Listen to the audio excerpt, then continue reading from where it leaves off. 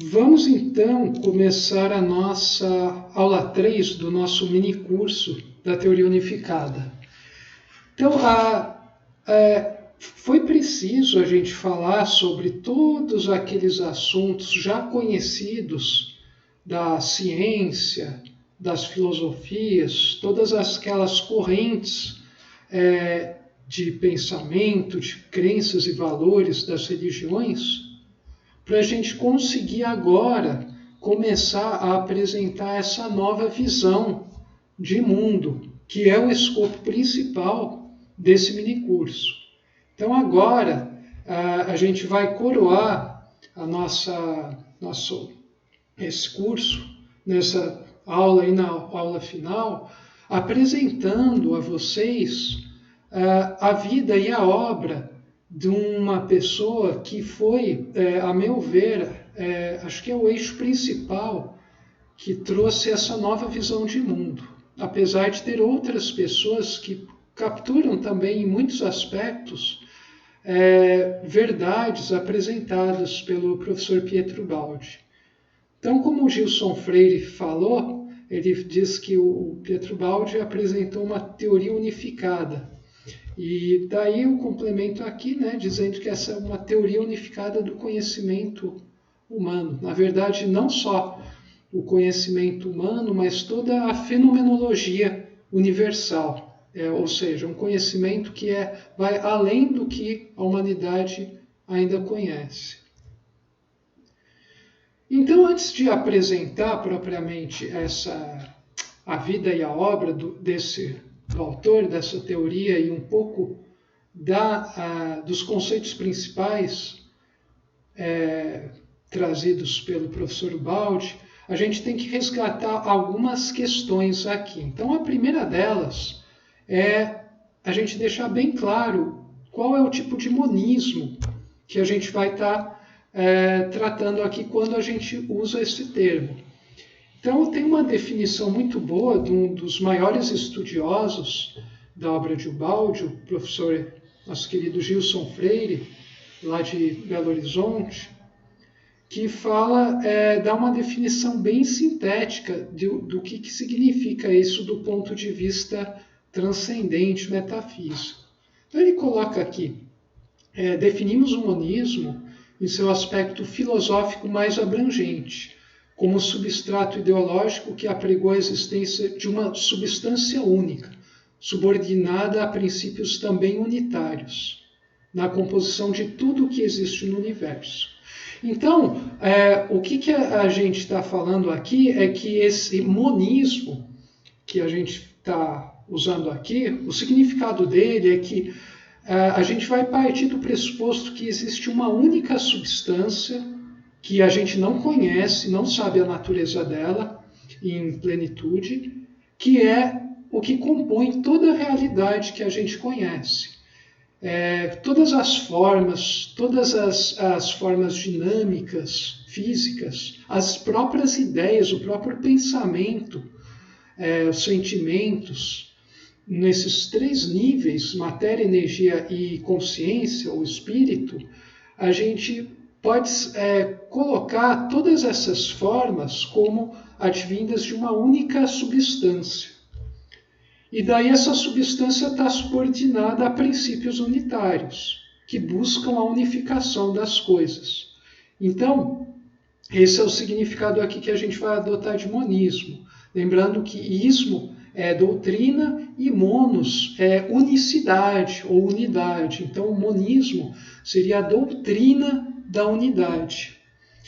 Então, a gente tem aqui essa definição, e ele fala, ela se opõe ao dualismo, que admite a existência de 2 entidades independentes na criação, espírito e matéria, que conforme foi visto na aula passada, muitas das correntes, se não todas as correntes de pensamento evolucionistas e espiritualistas, são dualistas na sua prática, mesmo que tenham algum esboço já do monismo.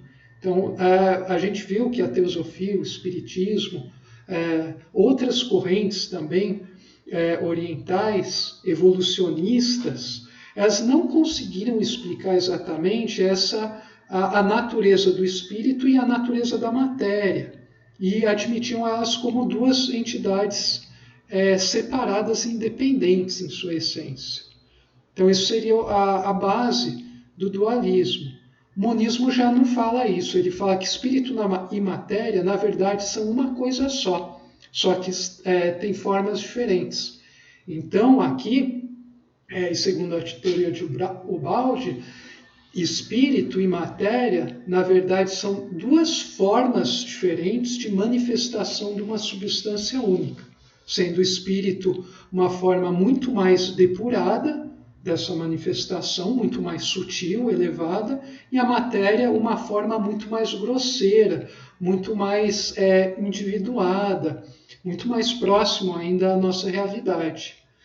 E o dualismo está contido no monismo. Então não se trata de falar que exatamente o monismo é uma negação no dualismo, mas o monismo que a gente vai apresentar aqui, ele circunscreve, domina e coordena esse dualismo que existe e a gente percebe que existe no nosso universo.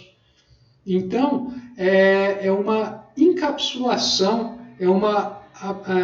digamos assim, é um domínio, uma transcendência, uma superação da nossa realidade, sem negar todo o conhecimento que foi construído até aqui.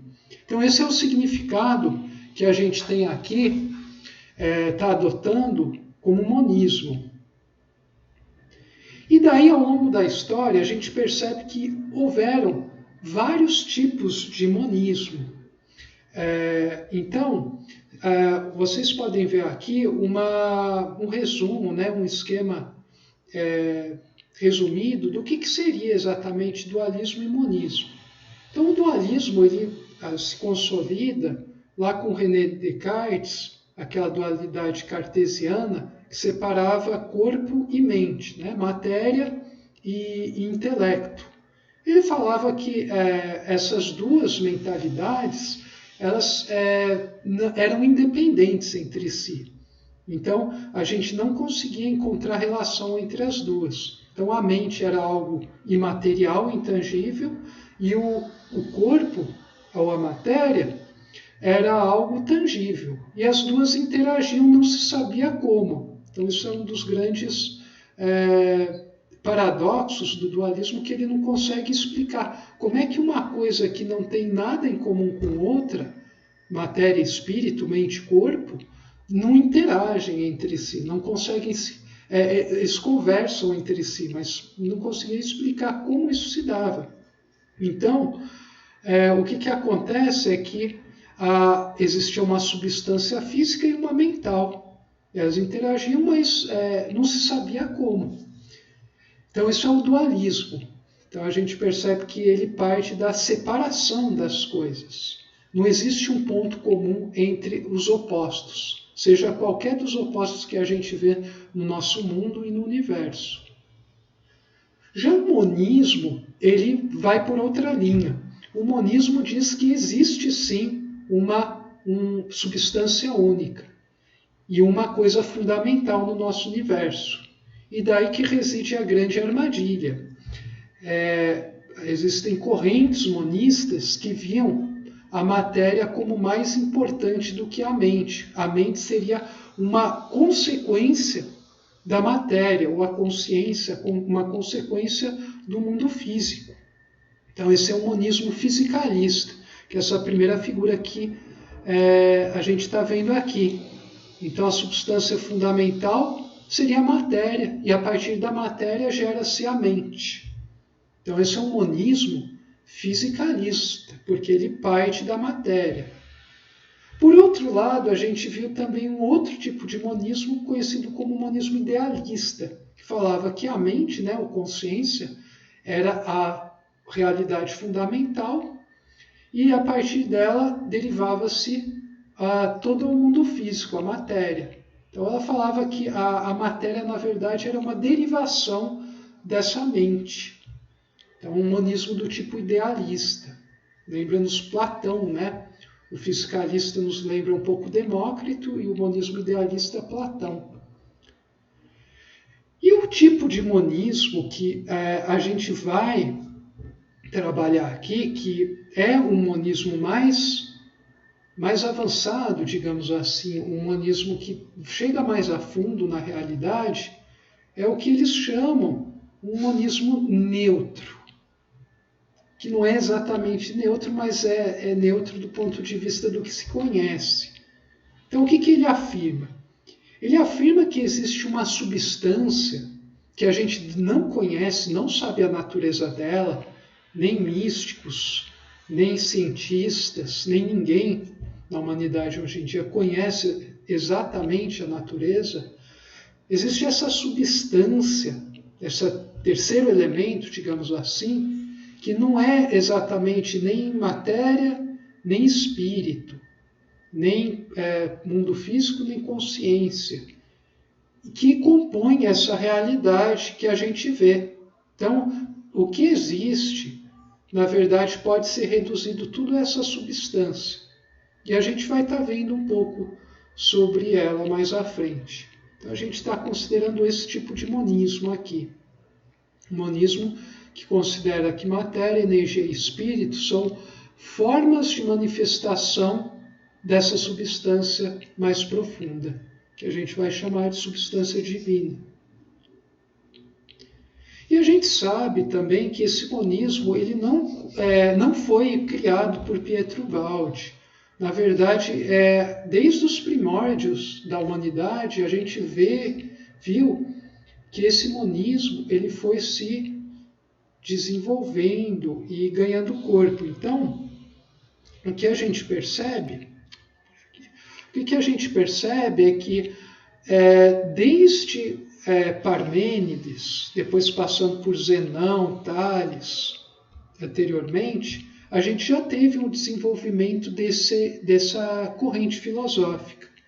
Então, Parmênides, eu já falei na aula 1, que pode ser considerado o primeiro monista da história. E o Spinoza, lá do século XVI, um dos maiores filósofos que já existiram, ele é considerado o filósofo monista por excelência. Ele considera justamente que existe uma única coisa, que é essa substância, do qual tudo o resto são modos, formas de manifestação dessa substância fundamental. Então, Spinoza, até hoje em dia, é considerado o maior filósofo monista de todos os tempos. E Gilson Freire, eu também eu penso assim, mas a humanidade só considera ele o maior porque as pessoas ainda não conhecem Pietro Baldi. Logo que a humanidade conhecer Pietro Baldi, eu acho que Spinoza vai cair para a segunda posição. Daí o Pietro Baldi vai ser conhecido como o maior filósofo monista de todos os tempos. E eu espero que isso fique claro até o final desse curso, por quê. Mas se a gente for ainda retroceder mais no tempo, a gente vai perceber que essa visão de mundo, de que existe uma substância fundamental e de que Deus é um só, e além de ser um só, ele está além de tudo que a gente vê como criação, isso é uma história já muito antiga, que a gente percebe que já foi sendo manifestada. A gente ainda conhece muito pouco da história das coisas. Existem muitos mistérios que foram encobertos pela areia do tempo. Mas eu acho que tem uma personalidade muito interessante, foi muito poderosa no seu tempo, que pode ser considerado talvez como, sem dúvida, como a primeira pessoa que teve a visão monoteísta de Deus da história, e talvez até monista da divindade. Isso foi o faraó Akhenaton, um dos faraós que reinou durante o Egito, lá no século XIV a.C., mais ou menos na época de Moisés. E esse faraó, ele tinha uma visão de mundo muito diferente de todos os outros governantes do Egito. Ele inicialmente, na sua juventude, ele adorava o Deus, um único Deus. Conhece, né, que os egípcios tinham vários deuses, né? Era formalmente um povo politeísta, mas esse faraó ficava adorando o sol, o Deus que era representado pelo sol. Ele falava que esse era o Deus verdadeiro, o Deus central. E ao longo da vida dele, pelo que me parece, pelo pouco que eu estudei sobre ele, quando ele chegou no fim, ele foi tendo uma visão cada vez mais clara da divindade. E tem um filme muito interessante que trata não sobre a história dele, mas ele é um dos personagens, um filme conhecido como O Egípcio, que trata da história de um médico chamado Sinué, que viveu na época de Akhenaton e interagiu com ele por forças do destino. E tem cenas muito interessantes nesse filme que mostram, são muito pequenas as cenas, mas são muito interessantes e mostram essa evolução desse conceito que Akhenaton tinha da divindade. Então, ele fala do final do filme é impressionante, assim, e dá uma ideia muito clara do que significa o monismo baldiano. Então fica aqui como convite, tem um link aqui muito interessante que saiu na BBC sobre esse faraó. Tem também um filme, é de 1954. Também o filme, apesar de não tratar dele, é muito interessante. Dá uma ideia muito clara nessas poucas cenas do que seja esse tal de monismo. E mostra como essa corrente de pensamento não é algo exclusivo de um ser humano ou de um grupo. É uma força pulsante que nasce dentro do ser e ele vai se manifestando ao longo da história de forma cada vez mais bela, clara e potente. Então fica aí o convite, né, para quem tiver curiosidade de conhecer um pouco mais sobre a vida desse faraó Akhenaton, considerado o primeiro faraó monoteísta da história. Então, dito isso, a gente pode começar falando um pouco sobre o professor Pietro Baldi. O Pietro Baldi, ele nasceu numa época muito, muito fervilhante da nossa história. Como a gente viu na aula passada, a ciência e o mundo também passou por enormes transformações ao longo do fim do século XIX até meados do século XX. A gente viu a revolução da mecânica quântica, a relatividade geral, uma nova cosmologia baseada nesses conhecimentos, a descoberta do DNA. A gente viu também o surgimento de 2 guerras mundiais, avanços na tecnologia, o surgimento da computação, uma humanidade em transformação vertiginosa. E a gente viu também que o mundo ele estava passando, as doutrinas evolucionistas não conseguiram acompanhar esses avanços no campo da ciência, no campo dos acontecimentos históricos. E Pietro Baldi ele nasce justamente nessa época de início de transformações. Ele nasceu numa família extremamente rica. Estima-se que a fortuna dele era em torno de 300 milhões de dólares ou reais, agora eu não me lembro, se não me engano é dólar. Uma família, ele herdou 12 fazendas, a esposa dele e a família deu 6 fazendas de dote, ele ganhou mais 6 dos pais, então ele é dono de 12 fazendas, imaginem só isso. Ter uma fazenda já te faz extremamente rico, imagina 12. E ele era uma pessoa que não precisaria trabalhar, ele poderia ficar gastando, e as próximas 5, 10 gerações dele poderiam gastar dinheiro pela vida inteira que ele continuaria sendo rico.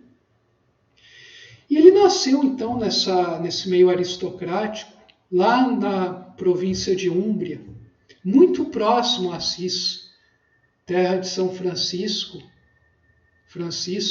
Bernardone, que virou São Francisco de Assis. E ele era uma criança que desde o começo ele sempre achou as coisas muito diferentes.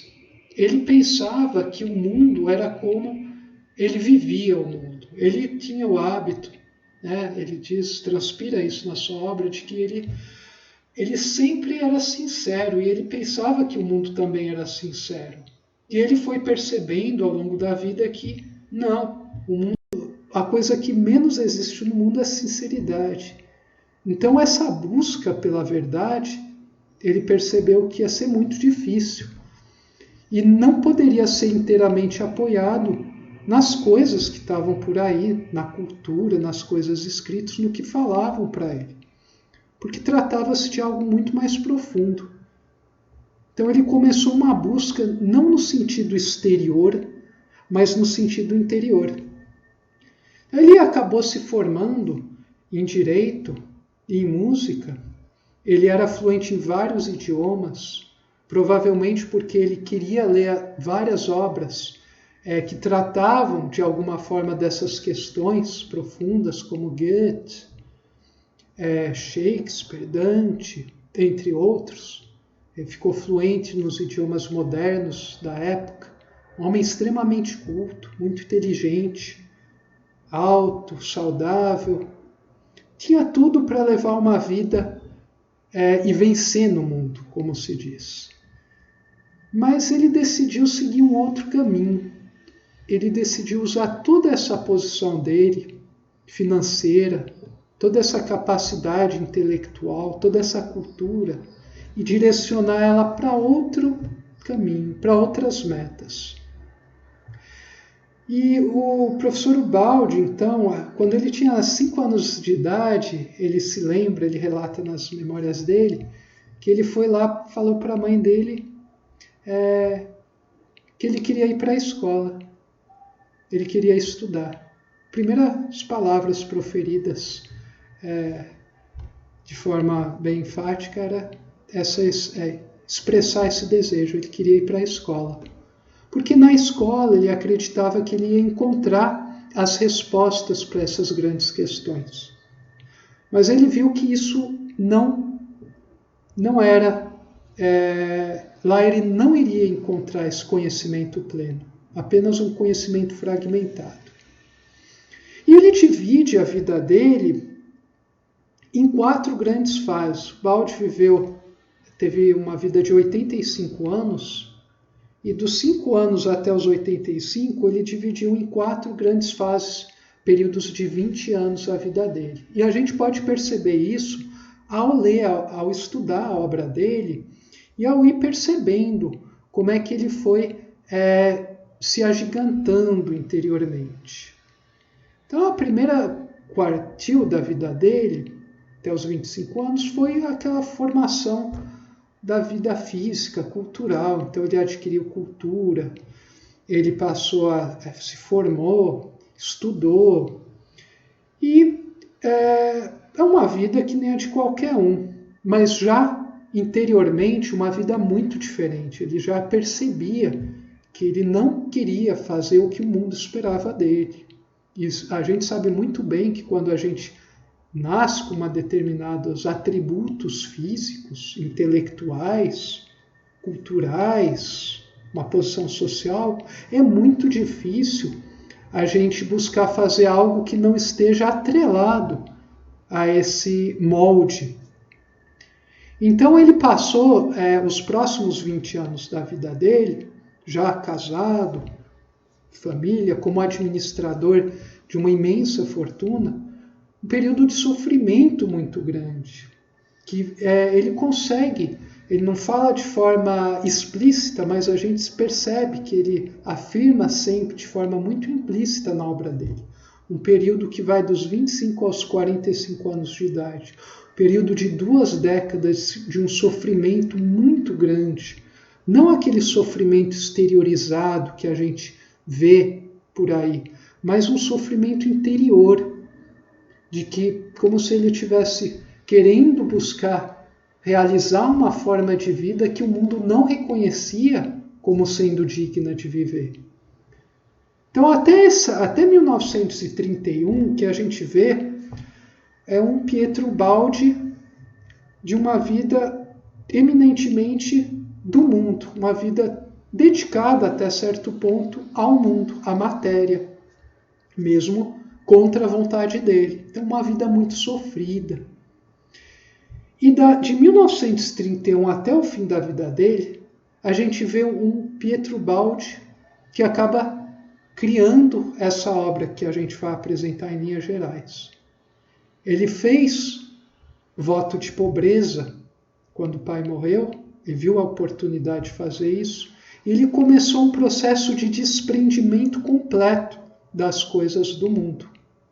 O que ele sempre ansiou e já vinha se preparando muito antes, ele começou a realizar. E isso soou como um escândalo pela família, pela sociedade, que viam ele como uma pessoa completamente insana, imbecil, louca, coisa do tipo. Mas foi graças a isso que ele foi gerado uma obra sem igual, na minha opinião, na história humana, pelo menos até o momento. Então, ele teve esse período, os próximos 20 anos, ele abdicou dessas riquezas. É claro que isso não foi feito do dia para a noite, foi um processo de anos, tamanha era a riqueza. E ele decidiu não viver de heranças, mas viver do trabalho dele. Ele não queria ser um fardo para o mundo, para a sociedade. Então ele prestou um concurso para professor de liceu. Ele passou em primeiro lugar, aos 45 anos de idade. O concurso, a idade admitida para o concurso, é engraçado perceber, ele estava justamente na idade limite. Então foi exatamente no momento certo. E disse que quando os pessoal que foi receber ele lá na escola, eles esperavam vir um jovem ambicioso, né, buscando subir na vida, e encontraram um homem maduro, muito humilde, muito simples, mas cuja profundidade eles nem sequer imaginariam. Então esse era o Pietro Baldi. E ele passou esses próximos anos, paralelamente à vida dele, que vamos considerar que a vida dele como professor foi uma vida superficial, a vida dele interior, no momento em que todo mundo descansava, ele estava produzindo essas obras, esses conceitos verdadeiramente revolucionários no campo de Deus, do universo e de tudo mais, relacionando as coisas mais díspares numa obra unitária, coesa. Então, esse período ele produziu várias das obras fantásticas deles, incluindo A Grande Síntese e Deus e o Universo. Ele passou os últimos 20 anos da vida dele, ao invés de repousar, produzindo ainda mais. E ele conseguiu, em vários aspectos, comprovar toda essa teoria que ele veio esboçando. Ele viveu esses 20 últimos anos da vida aqui no Brasil. Então ele trabalhou em prol da coisa mais elevada que existe, prol de Deus, do universo, de 1931 a 1971. Por 40 anos ele produziu essa obra. E essa foi a verdadeira contribuição dele no mundo. A obra dele, que foi apoiada e gerada graças à vida dele. Uma vida completamente ímpar. Uma vida de um homem que aplicou o evangelho ao pé da letra, em todas as situações, em todos os instantes da vida. Então, isso que gerou a obra dele. Então, como eu digo, não é possível, para quem deseja conhecer a obra de Ubaldi, não se adentrar, não se mergulhar na vida de Ubaldi, porque a obra dele é um transbordamento da sua vida. Então, aqui a gente tem uma foto do Pietro Baldi, lá na 1932, na Tenuta Santo Antônio, que foi uma das propriedades que ele ainda tinha, quando ele começou a transcrever a sua primeira grande obra, a Grande Síntese, que ele escreveu em 4 verões sucessivos, de 1932 a 1935, nas férias de verão. Então, enquanto todas as pessoas que trabalham durante as férias descansam, fazem coisas mais ou menos úteis, o Bald ficou dedicando esse tempo, né, e todo o tempo livre da sua vida, a produzir uma obra completamente diferente de tudo que o mundo conhecia até então. Então ele usou esse período para fazer isso. Então, enquanto todo mundo descansa, dorme, goza e brinca, ele ficou fazendo o trabalho mais importante que existe, que é criar uma obra e viver essa obra para despertar a consciência. E daí eu coloquei aqui algumas frases de Ubald para dar uma ideia de quão vasta é a obra dele, quantos tópicos ele abordou de forma sintética e como é interessante a gente perceber que se a gente pegar a obra dele e conseguir usar como um molde, uma bússola para orientar cada campo humano, a gente sem dúvida, e eu não tenho dúvida disso, a gente consegue resolver os problemas da humanidade. Isso vai depender das pessoas se conscientizarem da profundidade, claro, dessa obra. E não se assustem pelas afirmações ousadas, mas eu falo isso a plenos pulmões, porque eu tenho uma plena convicção sobre essa potência e profundidade desses escritos, apesar dele não ter colocado o ponto final, mas sem dúvida ter colocado a nosso nível de compreensão no nível mais alto até os dias atuais. Então, vamos pegar um trecho da Grande Síntese, que dá algumas ideias sobre o que o Bald, como ele vê a criação. No princípio havia um movimento, e o movimento concentrou-se na matéria. Da matéria nasceu a energia, e da energia emergirá o espírito. Nessa frase, que é digna, no mesmo nível de um Tao Te Ching, a gente tem um pequeno, pode dizer até ser um poema, que resume toda a história de criação do nosso universo e para onde ele tende. Então ele afirma claramente que a base dessa realidade concreta é o movimento de algo que no fundo é imaterial. E isso é o que a ciência vem descobrindo à medida que ela está avançando cada vez mais.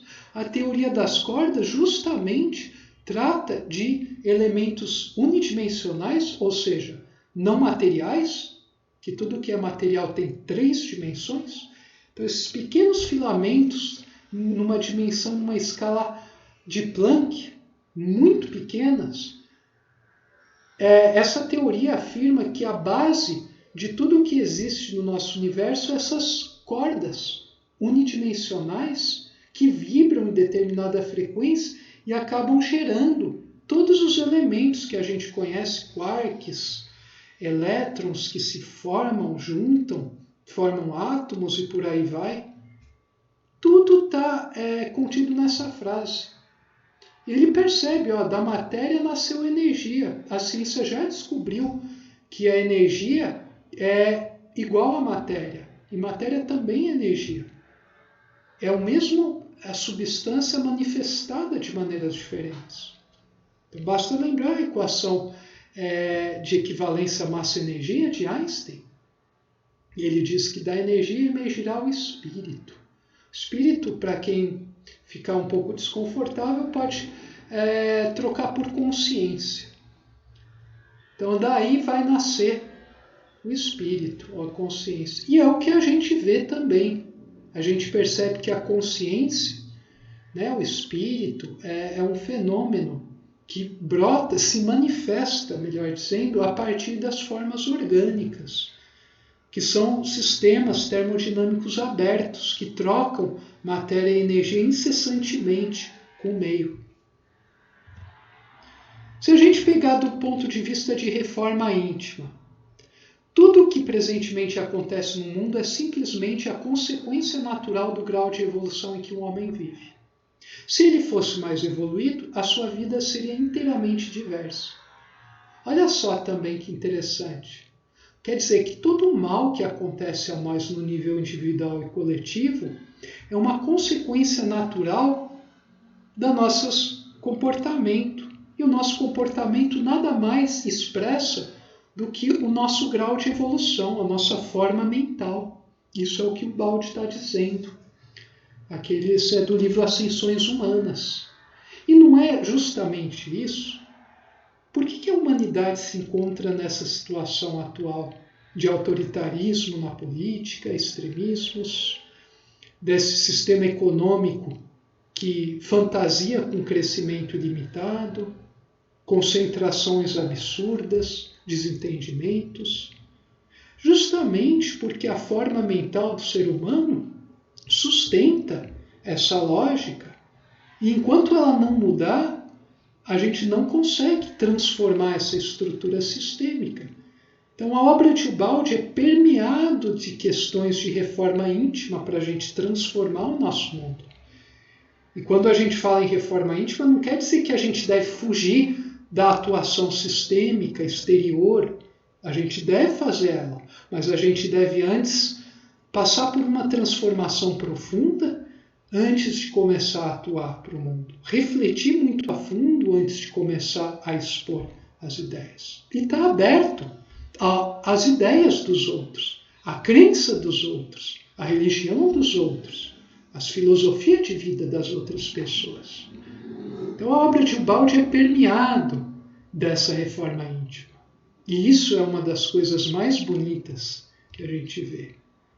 Do ponto de vista de unicidade, dizem, a obra inspirada a Pietro Baldi é oferecida ao mundo aos desejosos de maior enriquecimento espiritual e cultural, porque contém as duas asas indispensáveis à evolução do homem, amor e sabedoria. E é justamente isso que a gente não percebe ainda, é que para a gente conseguir atingir esse nível de consciência intuitivo, de que o Baldi tanto fala, entre outros pensadores atuais, é preciso que a gente desenvolva tanto o nosso intelecto quanto a nossa moral, no grau mais alto possível. E como o Baldi já disse uma vez numa palestra que ele proferiu aqui no Brasil, Deus é suprema bondade, mas ele é igualmente suprema inteligência.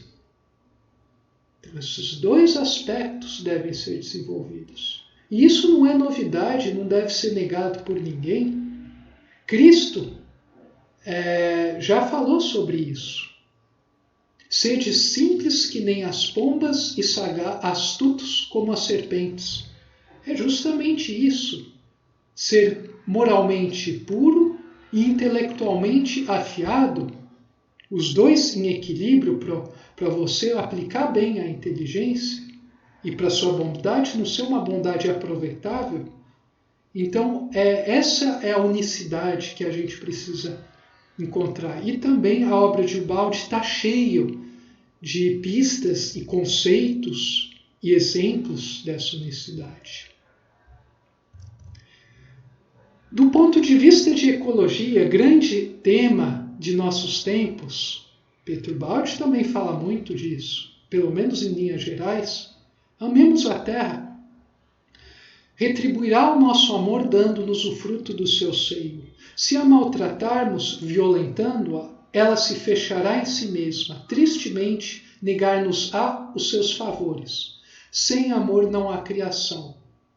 O que São Francisco já dizia, o que grandes místicos, profetas diziam também já, essa necessidade de respeitar a terra, de usar ela na medida, porque dela dependemos.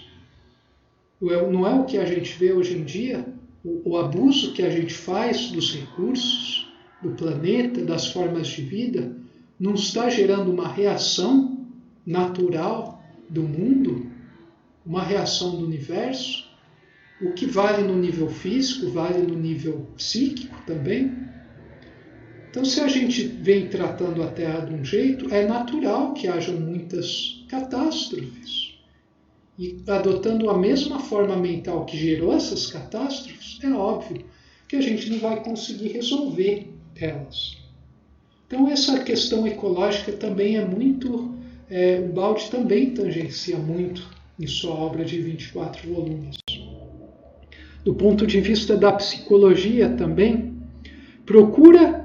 o mundo está insatisfeito, procura e não acha, por isso se agita. Só está tranquilo quem achou. A procura da felicidade preocupa o mundo e atormenta, mas o mundo não a encontra porque se agita desorientado, fora do caminho certo. Não é isso que a gente vê? Bom, nesse exato momento tem milhares de pessoas, sem desmerecer as pessoas, focadas em coisas superficiais, coisas até que são úteis para a vida prática, mas que não resolvem os problemas substanciais.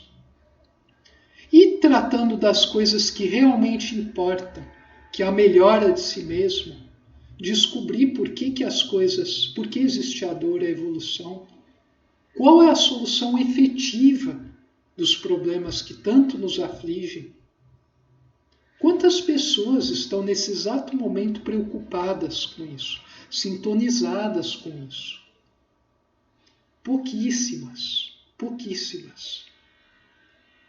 E eu acho que o objetivo desse minicurso, desse encontro, é tornar esse ambiente um dos ambientes onde a gente pode encontrar as poucas pessoas que estão preocupadas, estão procurando saber, junto comigo, né?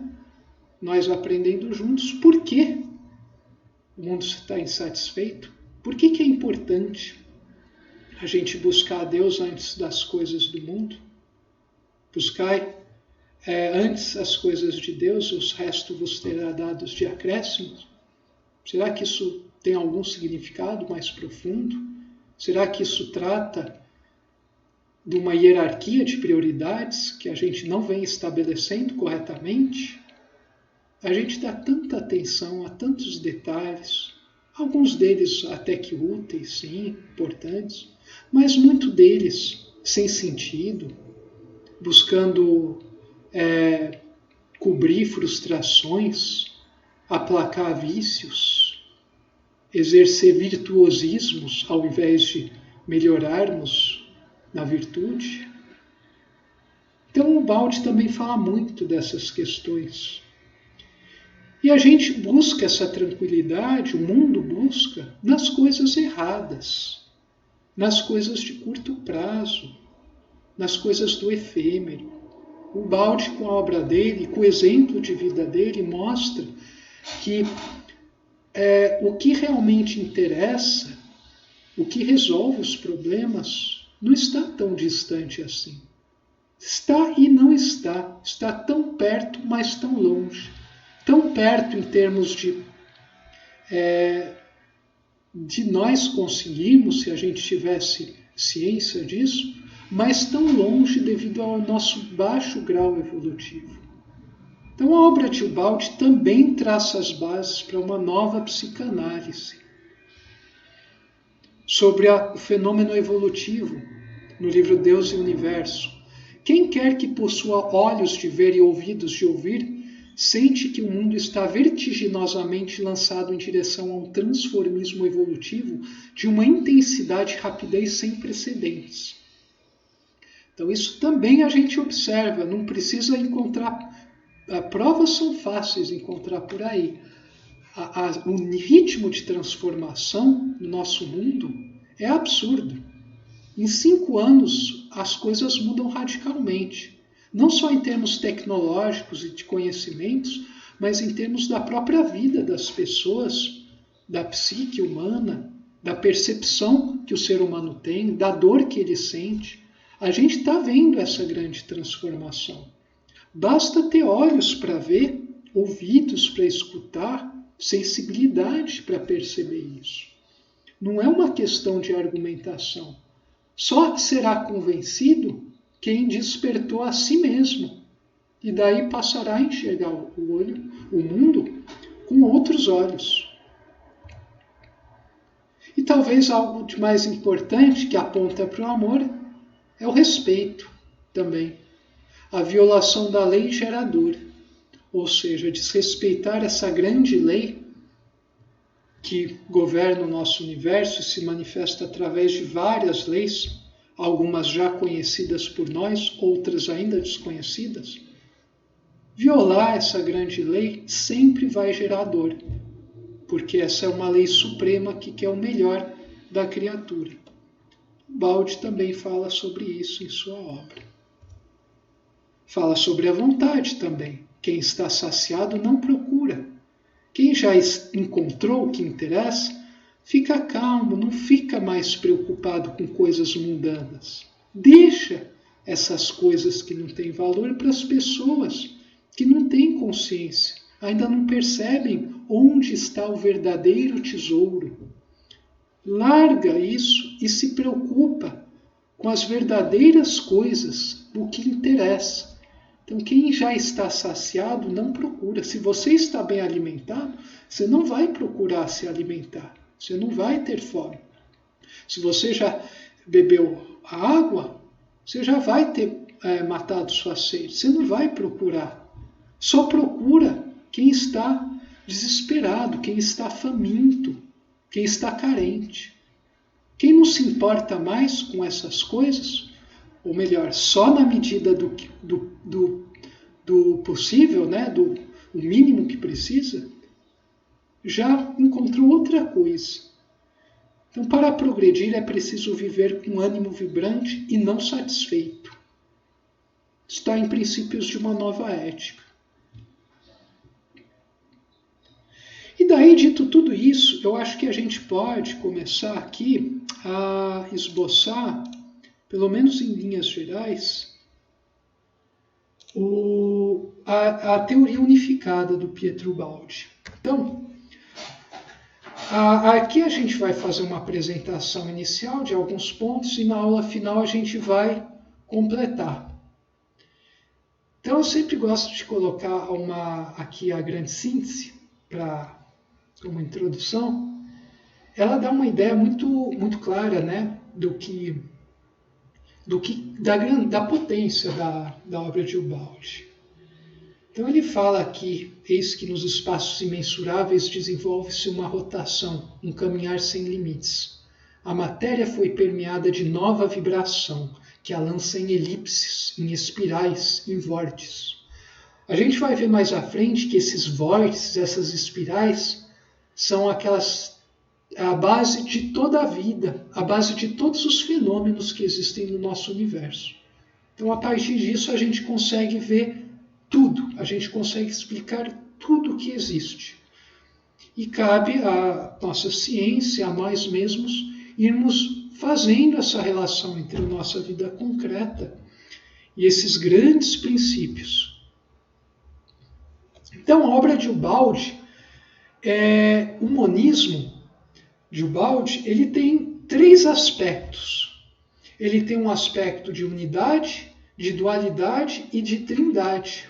Então, nesse monismo, ele resume em si um aspecto unitário, dualístico e ternário, ao mesmo tempo. E daí, o que seria esse aspecto unitário? Bom, existe uma unidade de princípios que governa todos os fenômenos. Então, a gente também está percebendo isso. E a ciência moderna, à medida que avança, vai unificando cada vez mais. Toda a história da ciência é uma história de unificação, se a gente for observar bem. O eletromagnetismo, né? Faraday, Maxwell, a relatividade geral, malha espaço-tempo, a mecânica quântica, que percebe, né, dentre uma das consequências, vê a não localidade. todos estamos interconectados. Isso leva-nos ao campo akáshico, que a gente não vai falar aqui. Então, a história da ciência, para quem souber enxergar, seja ateu, agnóstico ou religioso, é uma história de busca pela unidade. E isso também na história dos povos, na história dos seres humanos. A gente busca se completar no outro. A gente busca se completar num grupo. Isso não existe pessoa que consiga negar isso sem negar a si mesma. Então esse aspecto unitário do monismo baldiano é uma realidade. E existe uma unidade de princípio que governa tudo que existe. Partindo dessa premissa, a gente consegue começar a abordar o nosso universo de uma forma completamente diferente. Isso é monismo. E do melhor tipo. A dualidade também é outro aspecto. Ou seja, a unidade fenomênica ela é polarizada. Tudo que a gente vê no universo é dipolo, tem dois polos. Dividida interiormente em partes inversas e complementares. Então, apesar de a gente ver polos em todos os campos, a gente percebe que essas partes, elas sempre têm um jeitinho de se complementar, se encaixar. Se ele não encaixa, é a gente que não está conseguindo fazer esse encaixe. O erro é nosso, não é da essência dessas coisas. Então, também um princípio de unificação aí. E a gente percebe que a dualidade faz parte do nosso cosmos para dar essa característica rítmica às coisas. E também tem a trindade. Toda unidade fenomênica é tríplice em sua constituição. Então, todo fenômeno que existe no nosso universo, toda individuação, ela é constituída por três coisas que a gente vai ver. Isso é comum a todas as religiões e também na ciência. Então, o aspecto unitário a gente já percebe. O próprio universo atesta essa unicidade. Une nos versos. Um princípio unitário nas várias diversidades. Palavra do latim. Um desejo humano também a gente querer se unir para conseguir atingir um objetivo maior. Nosso próprio corpo humano é um exemplo de atuação entre várias partes que se unem em prol de um objetivo maior, que é criar a nossa grande organismo, nossa individualidade. Não confundir com individualismo. A dualidade também, existe o mal e existe o bem. Não é que não exista o mal. O mal existe, apesar dele estar restrito ao espaço e ao tempo. Mas a gente precisa tomar muito cuidado quando a gente fala que existe o bem e o mal, porque ele está em tudo. Esse aspecto dúplice está em tudo, inclusive dentro de cada criatura. Existe dentro de nós o anjo e demônio, simultaneamente. E é o nosso trabalho despertar o anjo dentro de nós e amansar o demônio. Ou melhor, transformar demônio em anjo, cada vez mais. Isso é monismo. E nesse aspecto da dualidade, eu coloquei aqui uma lista para dar uma ideia dos vários dualismos que a gente encontra no nosso universo. Então, esses dualismos estão presentes em tudo. Então, quente e frio, amor e ódio, fraco e forte, absoluto e relativo. Então, tudo isso a gente percebe que a presença de um demanda a existência de outro. Então, por exemplo, o relativo, o mundo relativo demanda pela existência de um absoluto que o coordene. E o fato de haver um absoluto, uma meta, vendo que o nosso universo é imperfeito, demanda uma relatividade para a gente conseguir ter esse ritmo transformista. Gordo, magro, razão e sentimento, então intelecto e moral, dois aspectos essenciais, verdade e mentira, vida, morte, paz e guerra, macho, fêmea, abstrato e concreto, discreto, ou seja, individuado e contínuo, Então a gente percebe que em todos os campos, qualquer coisa que a gente esteja enxergando, existe dois polos. A realidade é bipolar. Positivo e negativo dos ímãs, método dedutivo, método indutivo, né, num sentido e no outro, céu e terra, alto e baixo, geral e específico. Então a gente percebe que dualismo faz parte do nosso universo. Isso a gente não consegue negar de modo algum também. E a gente tem também esse aspecto ternário das coisas, que o Baude vai chamar de matéria, energia e espírito, ou consciência. A nossa realidade é constituída dessas três fases. E essas fases existem a todos os momentos, em todas as coisas, e estão conversando entre si.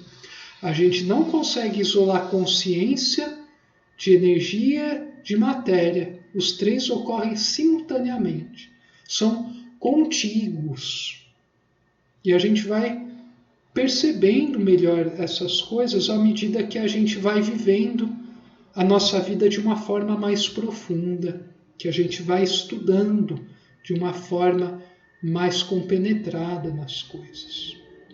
A ciência já descobriu a relação matéria e energia. Falta ela colocar esse elemento, terceiro elemento, consciência ou espírito, dentro da equação dela. A partir do momento que ela absorver isso e mudar seus métodos completamente, ela vai passar por uma profunda transformação. E a ciência vai passar a ser uma ciência não materialista, mas uma ciência do espírito.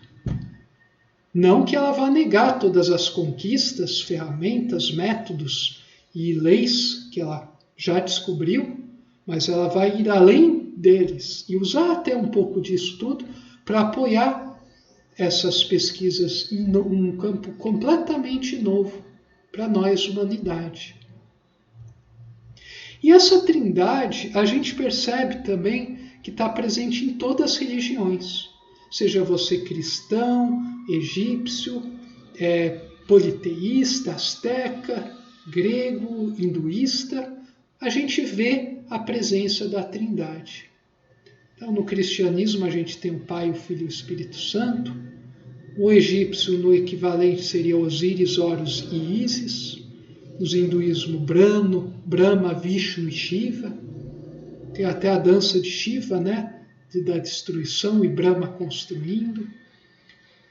Na Grécia, Zeus, Atena e Hera. Odin, Thor e Frigga. Os maias, Hunabku, Kukulkan, Xiknauk. Nos tupis guaranis também a gente percebe isso. Em qualquer grupo, né, qualquer religião, a gente vai perceber a presença de trindades. Não existe uma religião, um sistema de crenças e valores que não possua a sua trindade. É engraçado perceber isso, porque, novamente, será que eles se comunicaram entre si lá na pré-história e combinaram por telégrafo de falar, ó, tudo vai ser três. Tudo vai ser três aqui. Sua religião pode ser como for, mas vai ter uma trindade. Será? Bom, é engraçado perceber que isso coincide. Em todas as religiões, tudo existe essa trindade.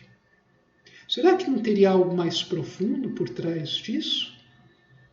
Então, esse também é uma verdade que o Baude vislumbrou, o aspecto ternário do nosso universo. E daí a gente também percebe outras coisas, aspectos do nosso universo. A gente pode ver o nosso universo a partir de 3 pontos de vista. Um estático, dinâmico e um mecânico. O estático vê o universo do ponto de vista da sua estrutura, da forma. É o que a gente percebe como a matéria, o que a gente enxerga, a estrutura dele, o que nossos instrumentos captam. Isso é um aspecto estático do universo. Mas a gente pode ver o universo também do ponto de vista dinâmico. A gente percebe o universo no seu movimento, no seu devenir. Isso não só no nível da matéria, mas no nível do pensamento, da vida, dos fenômenos internos. Então a gente vê esse aspecto dinâmico, a transformação das coisas, o movimento, o brotar de uma forma a partir de outra, o desabrochar das coisas. Então isso dá ideia de movimento, tempo, devenir. E todo esse movimento é um movimento que tem alguma finalidade. A gente vai se transformando na vida com alguma meta. A gente busca alguns objetivos e um grande objetivo. Então a gente tem também, além do aspecto dinâmico, o aspecto mecânico do universo, que não deve ser lido no seu sentido mais substancial, mecânico, diz respeito à lei, a causas. Então é o universo em seu princípio, em sua lei. Quer dizer, um princípio imaterial, intangível, que eu não posso encostar nem mensurar, mas que, no entanto, governa esse transformismo e ele se materializa na forma. Então a gente percebe também que o universo é lei, o universo é princípio. A gente não vê isso? A lei da gravitação universal, as leis do movimento de Newton, que a gente viu na aula passada, a lei da condução do calor, as leis do mundo da computação, as leis de controle, as leis lá do mundo sistêmico, e por aí vai, o mundo químico, orgânico, eletrônico, social, até mesmo moral. A gente não vê sempre presenças de leis, e a gente vai descobrindo essas leis. Então o universo é um organismo que pode ser visto nesses três aspectos, de forma, de movimento ou de princípio. O princípio pode ser visto pelos movimentos que pode se materializar em formas. Então, vendo a forma, a gente percebe que a forma se transforma, então tem movimento, e esse movimento da forma atesta a existência de um princípio que governa tudo isso. Olha só que interessante. A gente nem precisa fugir da ciência. Aliás, a gente pode usar toda a ciência para comprovar aspectos transcendentes da existência. Vejam só que interessante. E o conceito central, então, que a gente pode extrair da obra de Ubaldi, já concluindo aqui nossa apresentação, é a ordem. Existe uma ordem que governa tudo e todos no nosso universo. Mesmo que a gente não conheça completamente essa ordem, a gente vai percebendo cada vez mais em nossas vidas que ela existe. A grande síntese no capítulo 7. Cada fenômeno em cada campo tem uma trajetória própria de desenvolvimento. Pode ser nossas vidas, por exemplo, que é a sua lei, coordenada à lei maior. A gente não está sujeito a algo maior sempre e que não pode ser modificada. Tem uma vontade de existir, numa forma que o individualiza e de mover-se para atingir uma meta exata, razão de sua existência. Isso é de uma profundidade que é capaz de atordoar a mente de uma pessoa que ainda não conhece e de encantar alguém que já percebeu essa profundidade. Isso pode ser uma frase que você pode ficar a vida inteira namorando e percebendo as coisas de forma completamente diferente. Uma simples frase de um capítulo de um dos maiores livros já produzidos pela literatura humana, por outras vias.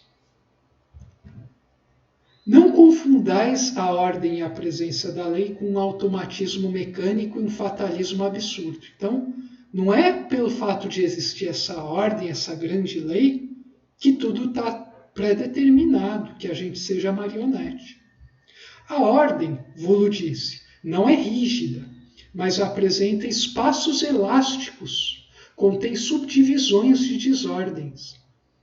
A gente não tem aquela famosa frase, Deus escreve certo por linhas tortas? Pois é, a liberdade existe, só que ela está circunscrita a um grande determinismo. Se a gente for estudando a obra de Ubaldi, a gente vai perceber o porquê das coisas serem assim.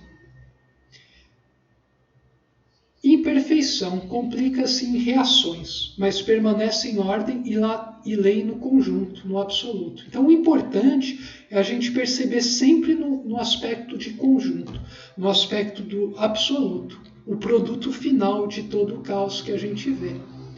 No final, sempre as coisas terminam bem, mesmo que a gente não entenda isso e mesmo que a gente encara como algo desvantajoso para nós.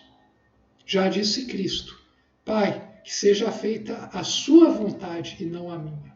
Novamente, casa perfeitamente com todos os conceitos da obra ubaldiana, que reforça os ensinamentos do Cristo, tornando-os cada vez mais claros.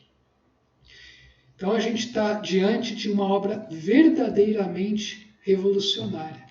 E a gente tem grandes cientistas e pensadores de nossos tempos que apontam para isso.